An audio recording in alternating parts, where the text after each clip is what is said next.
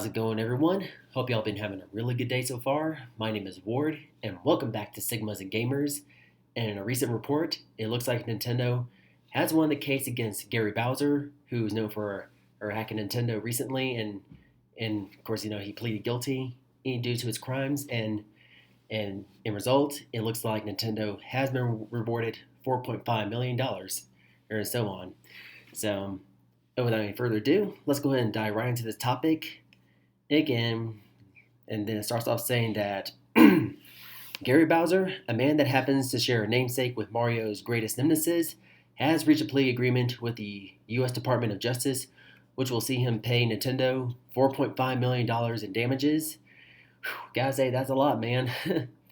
Then Bowser, the leader of the hacking group Team-Xecuter, was arrested last year and charged with 11 in felony counts alongside League Executor. Remember Max Loram, if I pronounced his surname correctly.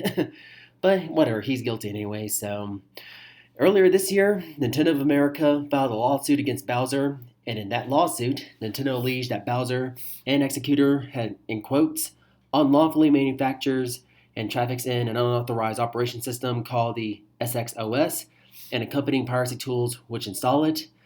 And these hacking tools allowed users to illegally download Nintendo Switch ROMs online, transfer them to a memory card, and then play them on the console.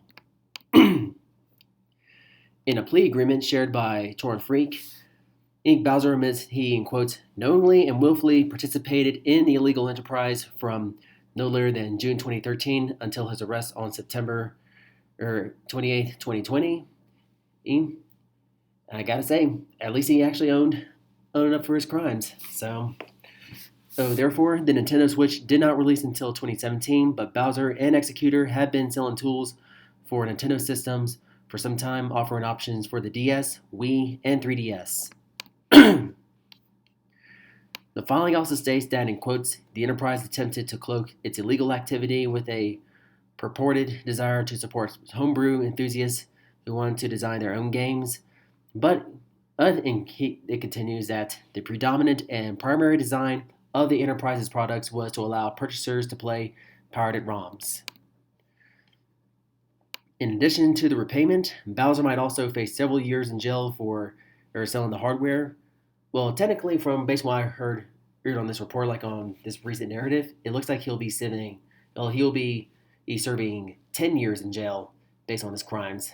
A little fun fact. So, in addition to allowing users to download Switch ROMs, the operating system also allowed them to copy legally purchased software and share it online.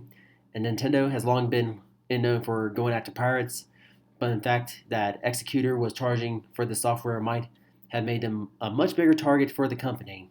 It would be impossible for Nintendo to prevent everyone from pirating and sharing its games online, and the fact that it's becoming all too evident in the Switch era. But however, those that infringe on the company's copyright and attempt to make money off of it will likely run into the same troubles Bowser did. So yeah, that we may not have a lot of agreements with Nintendo, especially with their recent Nintendo Switch Online with the Nintendo 64 games and Sega Genesis games, and due to how buggy that Mario Kart 64 is at this point, I gotta say, and I guess that's actually their right there. So, so are you happy to see Bowser brought to justice? And well, yada yada. I guess that's pretty much like the end of this article. And I gotta say, even though that, despite Nintendo may not be that great of a company in terms of like the way they kind of run their business and just kind of like have these really poor business practices that they seem to kind of be very reluctant on trying to rectify right now, but I gotta say, I can't blame for actually doing this stuff after what Bowser has done, and especially the way they kind of crack down on ROMs and emulations and all that stuff.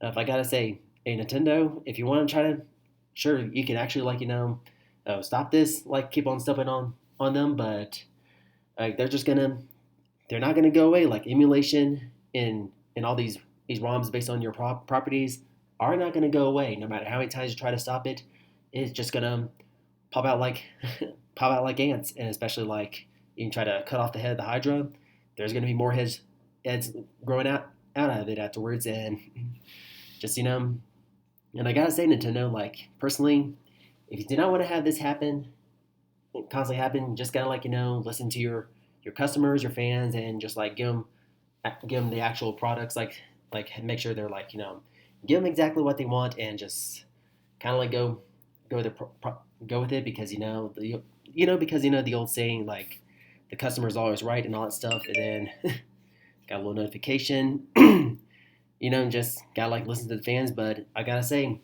hey, after see what y'all actually did it recently, and just win the case against Bowser or Gary Bowser, I gotta say, hey, you actually do have a lot of rights with it, and I do actually support you for that kind of stuff. And so yeah, that's gonna be it for today's videos, guys. And if you found this video to be helpful and informative, then be sure to drop a like as always, and subscribe for more content like this, and hit the bell to be notified when my next video is gonna drop.